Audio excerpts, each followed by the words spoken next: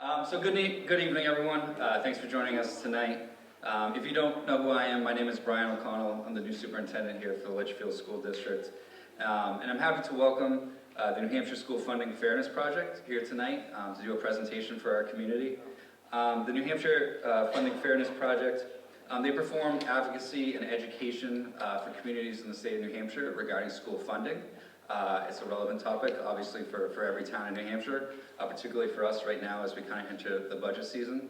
Since 2018, they've done over 50 of these presentations in the state to different communities across the state. They kind of explain how the school funding works in your community, how you get support from the state, how your own taxes here in town supplements that support you get from the state, and how it all kind of pieces together.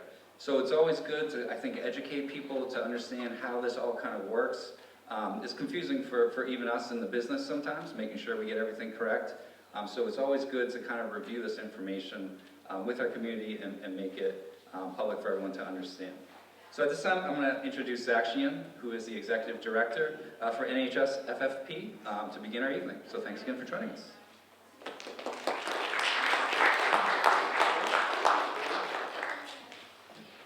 Hello everyone, my name is Zach Sheehan, Executive Director here at the School Funding Fairness Project. We will be diving into a PowerPoint presentation. As Ryan mentioned, we do this all over the state throughout the year as like kind of a core part of our program. All right, let's dig into the presentation here. And we will do Q&A at the end. If you have a burning question relative to a slide, raise your hand. I might defer it if I know that I'll be getting to that a little later in the presentation, but if it's with you and you want to raise your hand and jump in, let me know.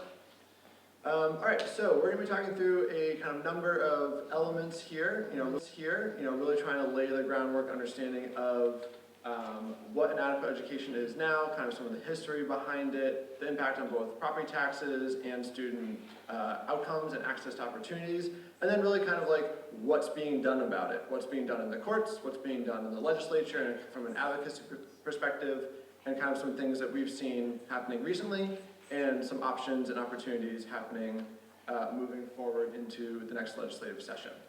So now we're going to kind of do a quick example, side by side, of effectively what the simulation was showing that you just went through. So there are two public high schools in New Hampshire, and these are the stats for those two schools from most relevant and most recent years. So we have some proficiency scores for third graders. We have students who are graduating, pretty huge difference, almost a 20% difference in graduation rates. For students who are taking AP tests, generally a score of 3 or above is what you need to get college credit. Pretty huge difference in the students that are taking the classes and then deciding to take the tests. The average teacher salary is also dramatically different between these two schools, about $85,000 and $51,000 just as an average teacher salary. Mean household income is also pretty different, $60,000 to $90,000. But as you'll see, the education property taxes, including SWEPT, right, in the community, the high school A, where they have kind of significantly higher data there, higher teacher salaries, they're paying a much smaller and lower education property tax rate. And if you do that out on a school that is $350,000, you can see the property tax bill just for education property taxes. Could you explain what SWEPT stands for? Yes, I will in a few slides. But that just is, it's on your bill, that's the state education tax is what that looks like on your property tax bill. So these two communities are Portsmouth and Claremont. These are kind of two extreme examples, right, kind of on two different ends of the spectrum. But we see these types of disparities in pretty much every community around the state. Sometimes they're not as stark as this, but we see this a lot where communities that have offerings a lot more for their schools end up paying significantly lower tax rates. Before you move on from that last slide, can you tell us what each district's paying per student right now for their education? I do not have that off the top of my head for these two communities. The per pupil, or like the per pupil amount for Portsmouth and Claremont. Per pupil cost in each district. No, I have that later in the slide for Litchfield and some surrounding districts, so we can kind of dig into it there. But I don't have it for these two districts. So this is a breakdown of the school spending. I redid this slide this afternoon, and clearly it did not translate in this format. So I'll walk through some of these. So the blue part, the largest section is local property taxes, right? It's about 61% of all public school revenue for the state of New Hampshire comes from local property taxes. That next blue section is swept at about 9.5%. And that is the statewide education property tax. It's called a statewide tax, but for the past 13 years or so, it has been raised and retained locally. So the state never touches that money. It's just effectively another local property tax that you see on your tax bill that goes towards education. So combining those two is about 70% of all revenue for our public schools in New Hampshire comes from local property taxes, which is the highest percentage by a long shot for the whole country. No other state in the whole country depends that much on local property taxes. The green sections are state aid. Right? So there's a few categories there. There's state adequacy funding, which is about 11%. Other state aid, which captures a number of buckets. The lottery is about 4.9%. And that whole section of the green, you can see there is about 18.7% comes from the state. And that share of the pie coming from the state at under 20% is the smallest share that any public school system in the country gets as a total percent of their revenue from the state. So we have this really heavy reliance on local property taxes and a very small share coming from the actual state. So to back up a little bit, kind of how did we get where we are now, and a little bit of the history for some of the context that we're operating under to this day. How many have heard of the Claremont rulings relative to education? A lot of folks. So I'll go through this quickly then. So there was 5 school districts, Claremont being the first named. Not many people know that 8 taxpayers and 5 students were also part of those lawsuits. So it wasn't just school districts, it was students and taxpayers coming together and saying, we're not getting enough money from the state to provide an education that we need more funding from the state, and they sued. About 7 years of back and forth Supreme Court rulings, and after 7 years, there was these kind of 2 fundamental principles that came from the New Hampshire Supreme Court. The first is that the state is responsible for paying for the cost for a constitutionally adequate education. This is where we get this term adequate that's used so much. And the second is that any taxes used by the state to pay for that responsibility must be uniform. The state, when paying for this educational responsibility, cannot tax different municipalities, different towns at different rates. One more note on the word adequate. It is more expansive than the way we would use it today.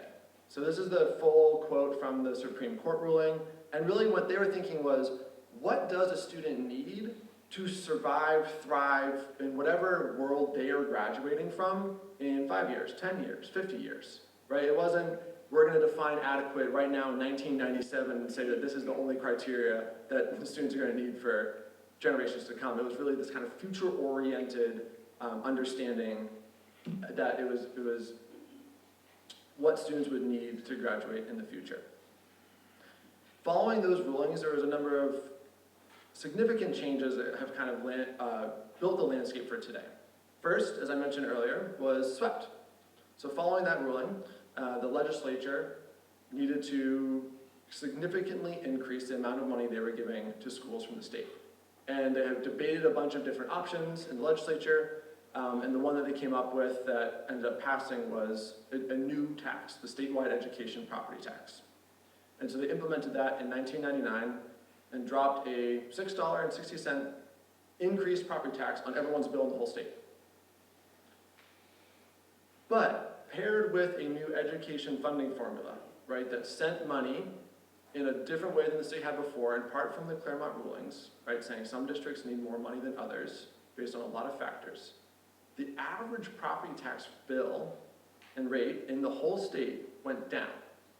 So everyone's bill you add $6.60, but the average rate goes down because you paired it with this more equitable funding system, right, that's sending more money to communities that had really high tax rates, like Claremont's, and were really struggling before these rulings. There were a number of kind of things that happened following that have kind of backslid a bit. One is that SWEPT, this statewide education property tax, everyone's sending in their bill to the state. A coalition of wealthier towns lobbied to get that law changed. So that's why now today that money never goes to the state. It's raised and retained locally. It's resulted in this kind of funky and, in our view, unconstitutional system that's currently being challenged. The courts have ruled repeatedly, again in 2006, that the state does need to pay for an adequate education. They can't downshift that burden onto local communities. And this last one, I think, really kind of shows the challenges with an expanding system. I mean, education is one of the larger expenses in our state budget, right? There's a lot of personnel involved in it. It's a lot of, in New Hampshire, we invest on average a lot in education. We have very good schools across the state on average. But all of that increased costs came from local property taxpayers. The past 10 years, about $600 million of increased costs was borne by local property taxpayers, whereas only $50 million was kicked in from the state. So to walk through a little bit kind of how the state goes through calculating this cost of adequate education. This is the formula that is used by the Department of Education to figure out how much money is going from the state to schools each year. This was just updated in the budget last year. So every student in the state gets $4,100 in what's called base adequacy. So the idea is that that's kind of the amount of money the state is giving to each school district, saying that's all you need to provide an adequate education for a student that doesn't require any additional services. $4,100. For any student that's eligible for free and reduced price meals, that's a marker of poverty we use in the state. Since we don't have an income tax, this is the data that is most aligned with poverty, because if you're eligible for free and reduced price meals, you're at or below a certain poverty level. So you get an additional $2,300 per student, since we know that students that come from poverty, on average, require additional services. So you get a little bump in funding there. Same with students receiving special education services. Those cost additional funds, right? And many of them are state and federal law to provide those. And it's really important to provide those services for students so they can participate in the public school system with their peers. And then lastly, $800 for students who qualify for English language learner. Same concept, require additional services, cost a little more money. About $6,000 per student that the state is giving to communities, saying, here's your money for an adequate education. One quick note on special education funding, just to break down some of the costs here. So during the most recently available data, about 31,000 students were qualified for what's called an individualized education program, which is the way we code folks to get access to special education services. State and federal government only paid 17% of those costs, which means the rest was borne by New Hampshire taxpayers. And this can be a significant portion of a district's budget and really can vary year to year. Here are Litchfield's numbers from last year, just for kind of an example. So it was about 20% of your budget, that $4.7 million for special education services. And what that amounts to is additional about $20,000 per student receiving those services. Averages tell one picture, but they don't tell the whole story. Some students receive more services, some receive significantly less. But what you see is that it kind of shows a pretty massive flaw in this school funding system. Here's the actual average additional expense for students receiving special education services. Almost $30,000 per student. And Litchfield was 22 last year. So you have this formula where the state's saying, here's the money we're going to give you for an adequate education. We're going to take into account some of these factors that require a little more funding, but the numbers are not based in reality. You'll notice how round all of these numbers are, right? They were just kind of pulled out of thin air in the budget process in Concord. The governor said, here's some numbers. The House said, we like the different set of numbers. Senate met in the middle. Nice round, $4,100. Not backing up from how much money do districts actually need to provide an adequate education. Oh man, that didn't come through either. All right. So what this is showing, but did not come through here, is the per pupil expenditures. So the question the gentleman had earlier. I can pull up the data. We're doing Q&A later. But what this is the green bar is the actual per pupil expenditure in a few communities in New Hampshire. Litchfield is the second from the left. So that's the actual per pupil expenditure. The yellow and blue bar combined is the amount of funding that you're getting from the state. About $5,000 per student, I believe, in Litchfield. So we have the actual expenditures, the green, and then the amount that you're getting from the state is the blue and yellow. That difference there is made up by local property taxpayers. And this structure, right, Portsmouth's the one all the way on the right, every single school district in the state has that disparity. There's no school district that can spend anywhere close to just the amount of money that they get in adequacy funding from the state of New Hampshire. But on its face, that's what the state's arguing. They're saying, we've done our calculation, here's your money to provide an adequate education, right? And they keep defending that in court. Just 2 weeks ago, they were in court for another one of those school funding lawsuits where officials from the state just repeatedly said, we provide enough money. And if you're asking for more, it's not our problem. That's not the definition of an adequate education. So one of the plaintiffs actually in the lawsuit, we did this with him a few years ago, we updated it here. We had him take an actual budget, right? Take a budget that was passed by the voters, approved by the voters. Allenstown was operating under this budget 2 years ago. And cut it down to just fit the amount of money, this yellow and blue bar, that you get from the state. Because they're saying, with a straight face, that's all you need. And so in this example, Allenstown's budget was $12.2 million, cut it down to that 2.4. That's the amount of money the state says you can operate and get an adequate education with. So here's where they started cutting. Just took their budget committee, might be these huge sheets, lots of line items. They took that and just started cutting expenses to try to get down to that adequate education amount.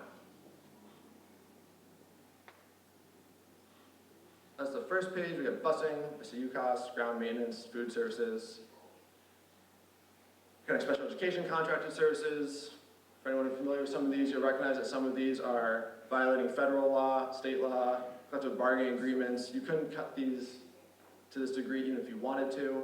There's another page, some more special education support, reducing the media library specialists. Even after all of those cuts, we're still way above budget.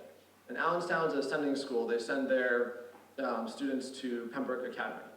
And so they said, we can't control that line item, so we're just gonna stop paying for that as a town. And so now we have all of those cuts. The town is no longer paying for public education after 8th grade. And they still have to cut half of their remaining teachers. And so obviously this is an exercise in the absurd. Right, taking the amount of money that you're getting from the state and the actual budget you're operating under, which no school district in the state gets anywhere close, and saying, what would we have to actually cut to try to show how you have to get down to that? But this was part of one of the recent lawsuits to kind of call the state's bluff, so to speak. You're not providing enough money to provide the services that we as voters and school administrators and the school board are every year passing and working to implement for our schools.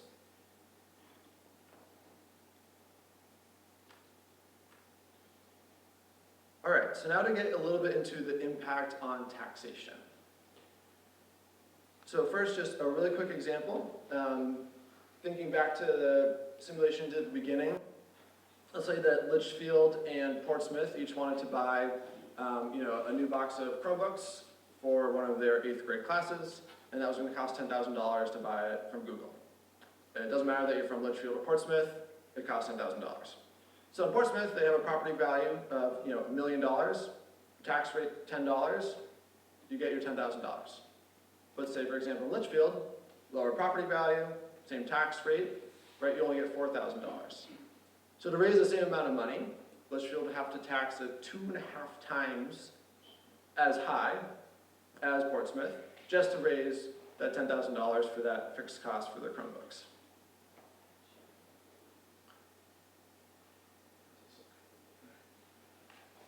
So this is that math just laid out for a number of communities in New Hampshire. We have students, equalized value per pupil, And so equalized value per pupil is a metric that the state uses to help kind of compare apples to apples, right? Litchfield has significantly less students than Nashua. So if you don't have a way to kind of compare them, equalize them, it's hard to understand the differences between them because they're such different school sizes. So the equalized value per pupil is the amount of taxable property, think of it as kind of like the size of the relative bank account, behind each individual student that you can raise money from with property taxes. It's a good idea of like the general property wealth relative to the number of students in the community. So in Litchfield, for example, 1,100 students, equalized value per pupil is a little under the state average at 1.4 million. Your school tax rates, equalized school tax rates last year, $11, raising about $15,000 per student. Jump down to, since we've been using Portsmouth, right? A good chunk number more students, about over 2,000 students. But notice their equalized value per pupil, that amount of taxable property value behind each student, about 4 times as much as Litchfield. Their tax rate is half as much, and they're raising more money per student.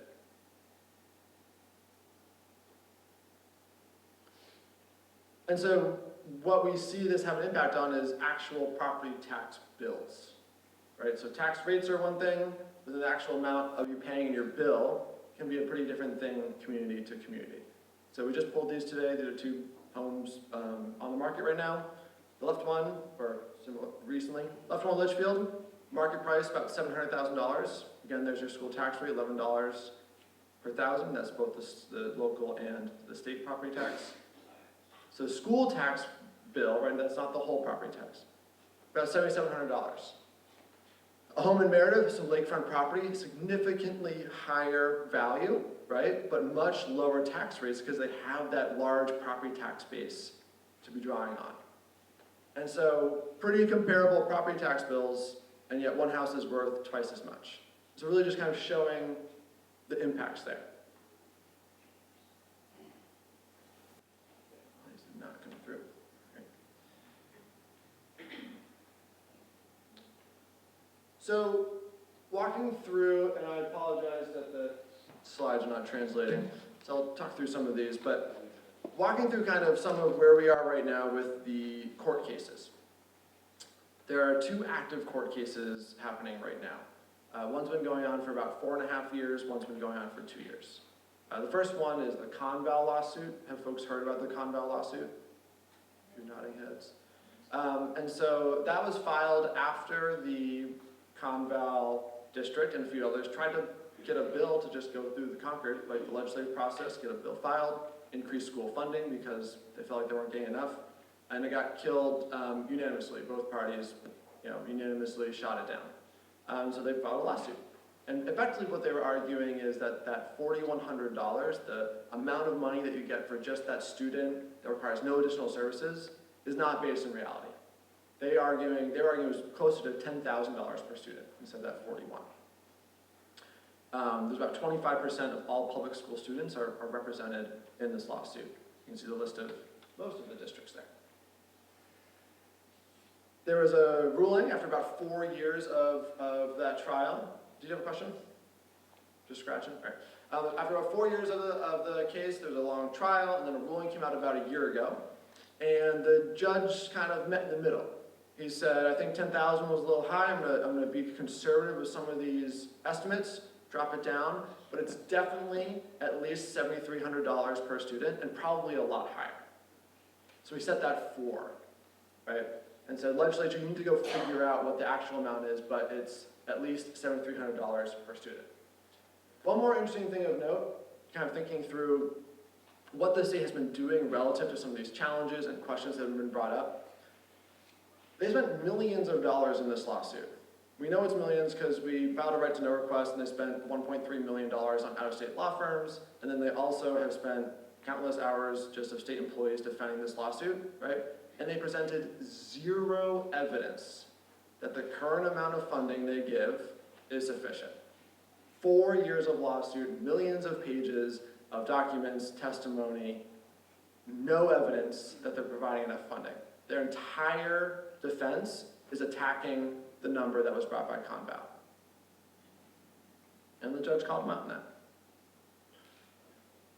For those interested, how he got to the 7356, he basically took Conval's numbers, they updated the teacher salaries, they added in transportation and nursing services. It's not currently in the cost of an adequate education. Tried to make some of these numbers more realistic, and he kind of met in the middle there. This is that same chart from before. And I think the important piece with the Conval lawsuit to understand is that they're not asking necessarily for more money for the school system overall. They're asking for a shift of who is paying for it. So instead of just increasing the size of the pie, so to speak, this is the actual revenues right now. We'd shift to the state providing, another 11%, that'd be the Conval ruling, and the burden be taken off of property taxpayers a little bit, relieving that pressure a little bit, right? So when we talk about increasing funding from the state, a lot of times people hear like just kind of increasing funding for schools, and for some schools maybe, but the emphasis really is reducing the amount of pressure that's on local property taxes. So the kind of logical question is, okay, where is the state going to get that money? And this is in part one of the reasons that this is such a challenging issue in New Hampshire. It is general conventional wisdom that it is politically not smart for anyone to talk about taxes.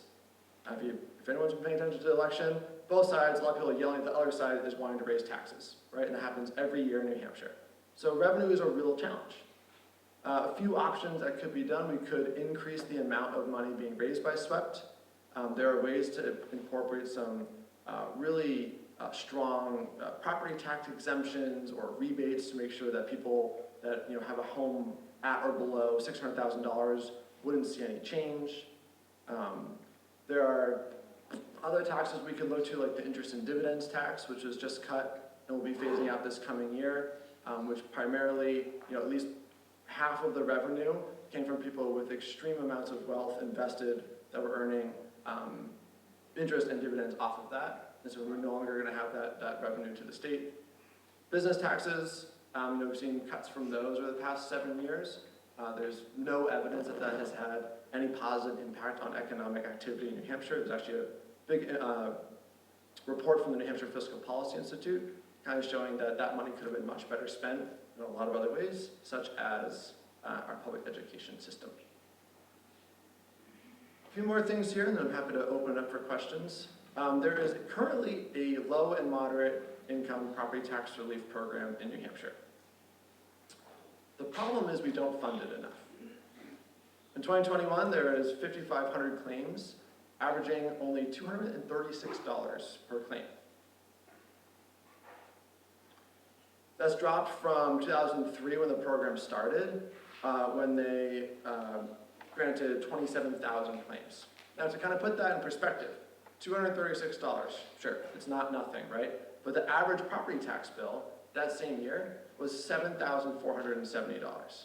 So we have this property tax relief program existing in law, and the limits are so low, the amount of funding that flows into it is so little that it really does not provide any meaningful relief. So thinking forward kind of like some of the solutions we could approach, one of them could be to expand this program to actually make it mean something, especially given the past few years with home values increasing as much as they have. There's the one other lawsuit is the RAND lawsuit. So this is the kind of other side of the coin. So this is not a group of school districts, it's a group of taxpayers. They got together from Plymouth, Newport, Pennacook, and Hopkinton and sued the state saying, we are paying dramatically different tax rates when we thought that the Supreme Court ruling said you're supposed to pay uniform tax rates to support public education. But in our communities, and sometimes in the same school district, Plymouth, for example, is paying wildly different tax rates than another town in the same school district to support a similar education system. The judge also ruled in that case on one element of it, that the way we do SWEPT, where the towns keep that money and the wealthier towns can keep the extra SWEPT, is unconstitutional. And they also ruled that you can't have negative education tax rates. How many people have heard that there are some communities that have negative taxes? Well, a few people. So that happens because communities keep SWEPT, but you have to use it for education. But if you don't have any kids in your town, you'd have just kind of like expanding bank account of money that you're not sending to the state anymore, but you can't use for anything because you don't have any kids. So they have to pay that tax, so they pay it into an account, and then they set a negative local education tax rate on the other hand, and it zeroes out. And so the judge ruled that, yeah, you can't do that, that's also unconstitutional. Here are a few potential bills we'll see in the next year. I imagine there'll be a lot of school funding related legislation filed. The legislation filing period opens up right after the election, runs for a few weeks, and then the state budget process starts in January. And that's where really most of the conversations around school funding will happen next year. You know, the numbers I showed earlier for space adequacy and special education, those are just laws. They could double that next year if they wanted to. They could cut it in half if they wanted to. It's just every year, every 2 years, the state legislature meets, talks about bills, and enacts laws that are signed or vetoed. And so a large opportunity for changing that system is the state budget process coming up and making sure that we have some good bills in place, but also that people from communities all over the state are expressing interest in this being an issue that lawmakers take seriously. So here are just a few of the things we've talked through so far tonight that could add some more funding to schools and kind of shift the tax burden a little bit. So, in summary, this issue is both about taxpayers and students. You know, it hits different communities in different ways, but oftentimes we see it kind of doubles up. Communities with lower property value have higher taxes, have less revenue, have higher tensions in town, talking through who can afford what for their property taxes versus their school budget. The problem's not stagnant. We're seeing this get worse and worse and worse over the years, especially with increasing home prices, decreasing state revenues heading into next year. It's about $2.7 billion. That's the total amount of money that local property taxpayers are putting into our public education system each year. And it pales in comparison to what the state's putting into the system. It's unconstitutional. Every step in the legal process has shown that so far. Most of those cases are headed to the Supreme Court right now, so we'll see if there's some more decisions. And the last thing I'll end with here, and then again, happy to answer any questions folks might have, is this is an issue that is originated at and can only really be solved at the state level. School boards can only do so much. I know there's some folks here that work in the budget committee. There's decisions that can be made at the budget committee and at the school board and admin level, definitely. But it's a small range of decisions relative to the total lack of funding from the state. And so really kind of like how we're going to solve this is at the state level and changing some of those policies there. So with that, thank you so much for listening and your attention. I'm happy to answer questions that folks might have. Yes?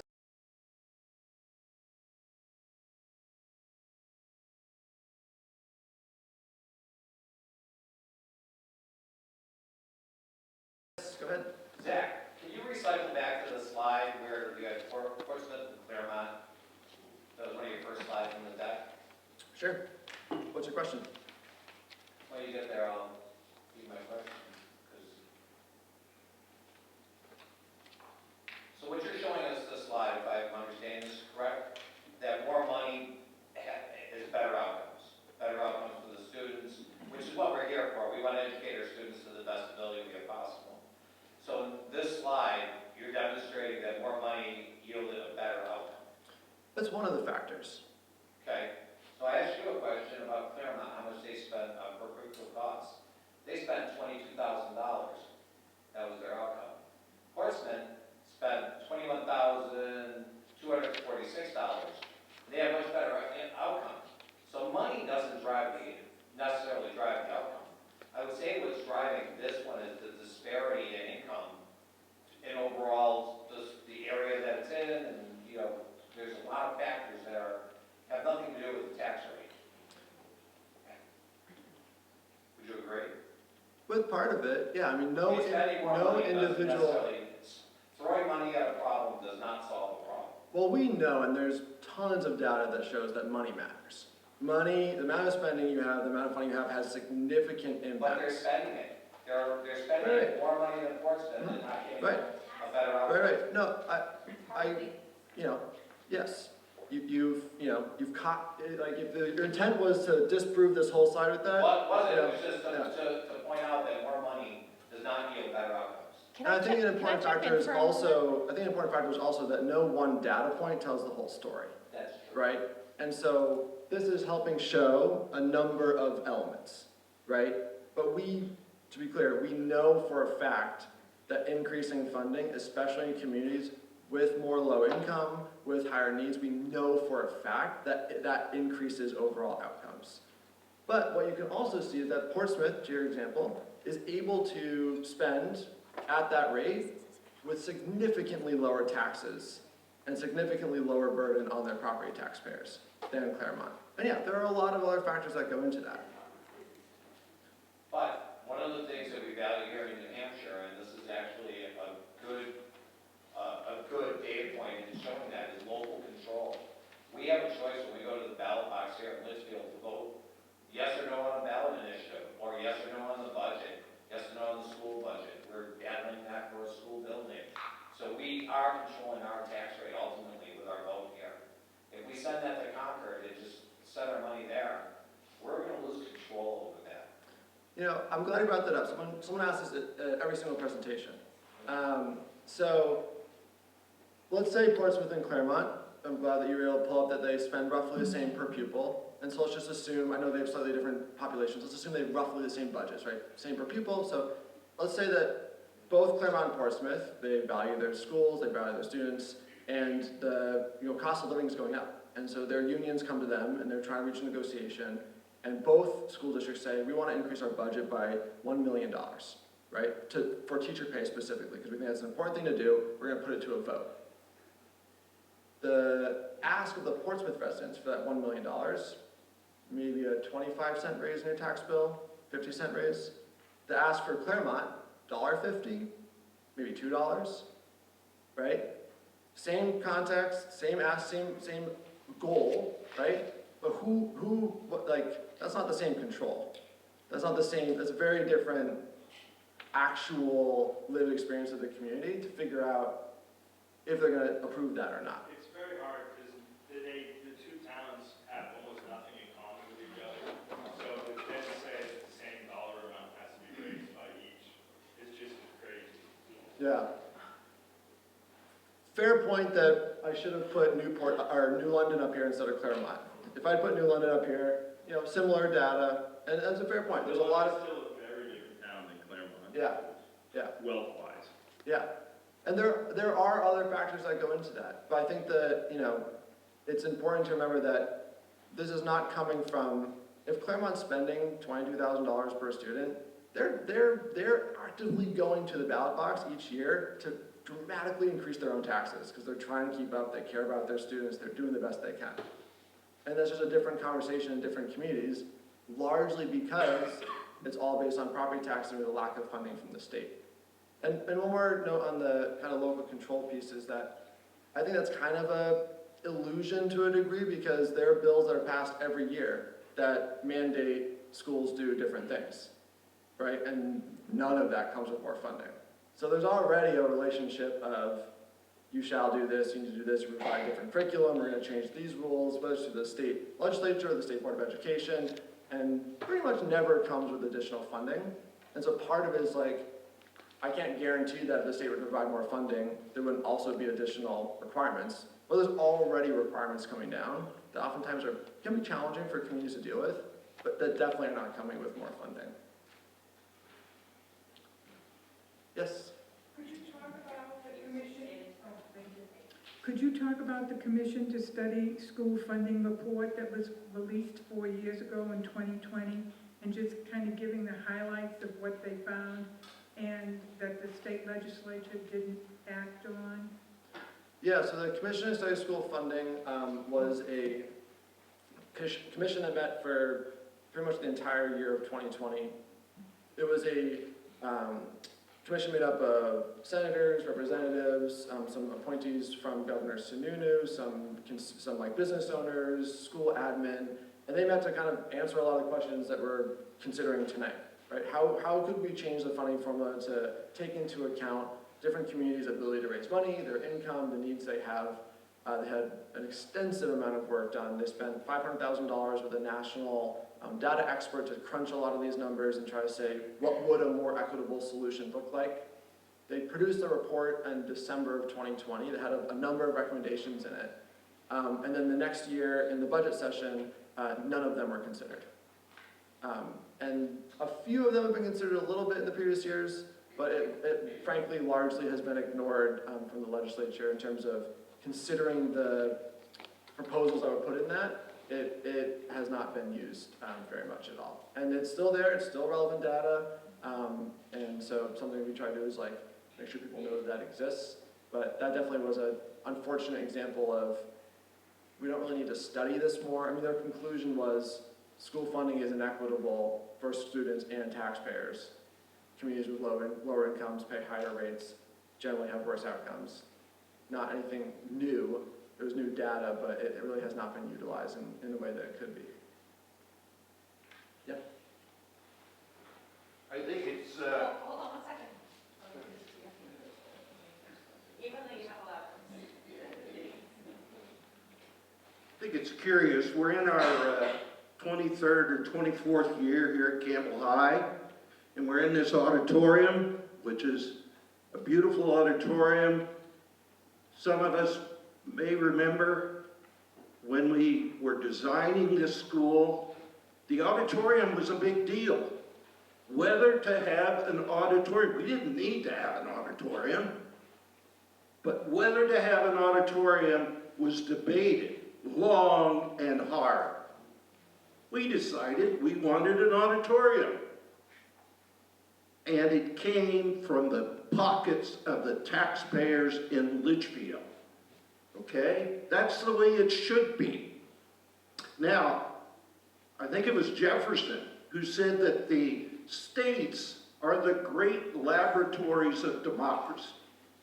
And we do things here in New Hampshire a little bit differently, don't we? I mean, we've gone through all this thing, and if you compared us to other states, you would find that we do things radically different. Now, we have, if not the lowest, state and local tax burden of any state in the country, all right? If not the most, one of the most. Now, why is that? Well, we don't have a broad-based tax. That's the reason.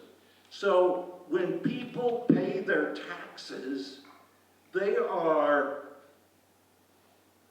when the budget committee comes out with a budget, people realize, if I vote for this warrant article, if I vote for this new teacher, it's coming out of my pocket. And that's the way it should be. Now, you'll see there's all kinds of schemes for broad-based taxes, and yeah, it might sound good. We're going to lower your property taxes. Let's just have a little interest and dividends tax, or maybe a little sales tax, or maybe a little income tax. We'll start this out at 1%, and your property taxes might go down. But what happens when the appetite for revenue goes up? The appetite for revenue never seems to go down. The appetite on the part of schools and government in general is insatiable. You can never satisfy. So we start out at 1%, oh, we need more money, so let's go to 2%. Look at the states that have done this in the past. Their property taxes before long are right up where they were, and they have an income tax, they have a property tax, and they have a sales tax. And that's why in New Hampshire we do things a little bit differently. And our state and local property tax burden is among the lowest in the country. When I talk with people outside of New Hampshire, and they say, how in the world do you do it? No income tax, no property tax, but our educational outcomes are good. Maybe they're not the top in the country, but they're pretty darn good. I worked for a while in Chicago at the Merchandise Mart. The Merchandise Mart's a pretty prestigious place. Well, guess who had one of the most opulent offices in the Merchandise Mart was the Chicago Teachers Union. They had an opulent office. So I think this presentation is fine, but what people have to understand is that there's a bill to be paid, and that bill is going to keep going up and up and up. So I think New Hampshire does things right, and as far as I'm concerned, I'll continue to do the things that I've been doing, and we'll let the chips fall where they may. Well, what's your A lot plan of- then? How are we gonna pay for this? It's not being funded properly. Can you could go to the budget committee, and you could, what do you want? You want an extra teacher? Go to the budget committee. And if the people in Litchfield want another teacher, they can do that. Or para. I'm not gonna Things get that in we an need. argument with you. I don't have an argument either, but you just said this is fine the way it is. My question is, I didn't say it was fine the way you they just did look at it. your fall, at least you did. So I think a few interesting points to highlight there. One is, and I'll talk through this a little, I know this is, trust me, I'm very frustrated at the Houston Translate here too. I think there's a lot of people that have an understanding that we have generally low taxes in New Hampshire. There's some truth to that. But there's also truth to the more money you make, your tax burden goes way down in New Hampshire. This is income groups left to right. The biggest chunk of each income group's tax burden is the property tax.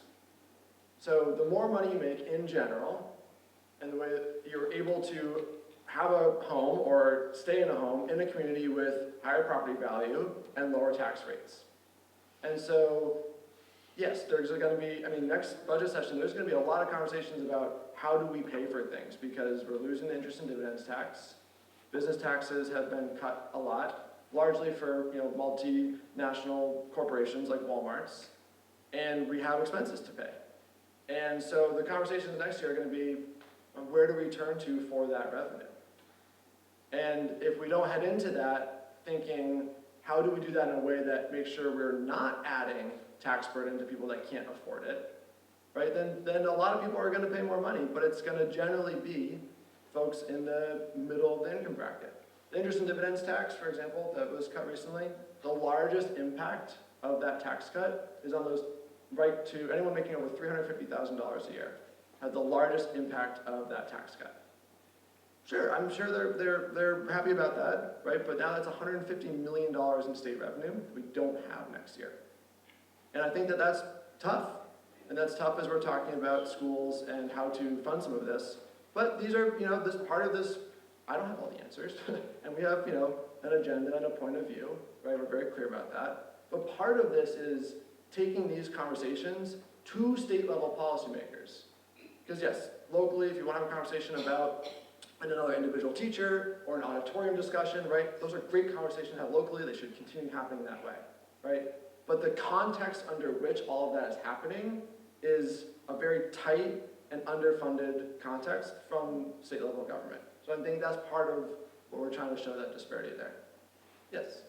One point that Rich Gonzalez made, One point that Rich LaSalle made was that New Hampshire has the lowest overall tax burden in the country, which is pretty much 100% correct.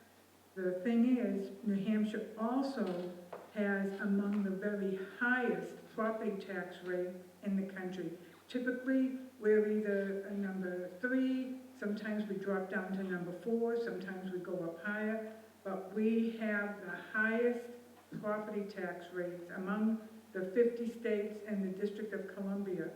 And that's the problem, because you have seniors, you have low-income people that own properties, And it doesn't matter, that tax bill comes in, it doesn't matter if you're a senior, if you're low income. The most you get for being a senior is that $236 off a $4,000, $5,000, $7,000 property tax bill. That's insufficient under the best of circumstances. And I think it's great to say we have an overall lowest tax burden in the country, but that just doesn't compute when you're someone who's paying a property tax bill that's killing you. And it's because the state is not funding a constitutionally adequate education. And that's what needs to be driven home over and over again. But there's a report up in Concord that the legislature has ignored for the past 4 years that would substantially address that problem. And it's frustrating that the legislature isn't acting on it. Thank you. Any more questions? And I'm happy to, hang out after and talk to people, but I don't want to hold folks too long. Yeah, I guess I would just end with, thank you for coming. And I think part of the work we really try to do is, I have a perspective, right? But I don't have yours, right? And we end every presentation with, our goal would be to have people from every community, whether you agree with me or not. You have different perspectives. I live in Concord, that's very different than Litchfield. There's some similarities, some differences. I'm paid to do this, right? So I have different perspectives. But engage in that legislative process, make sure the state lawmakers know you care about this issue, right? And then we talk about how to do it. I've never been on a budget committee. That's an incredibly valuable perspective to have when talking about these issues. But how to do that in a way at the state level, and that's part of what we really try to do, is help folks connect with that legislative process, because it can be kind of challenging and hard to engage with, because that's the only way we're going to make long-term solutions. We can't ram through anything with one individual party or something that doesn't have consensus. And so I just really encourage people to take that mindset, your perspective has immense value, and how to incorporate that at the state level. And we're happy to kind of help folks think through that. But thank you so much for coming tonight. I really appreciate all the questions and your engagement.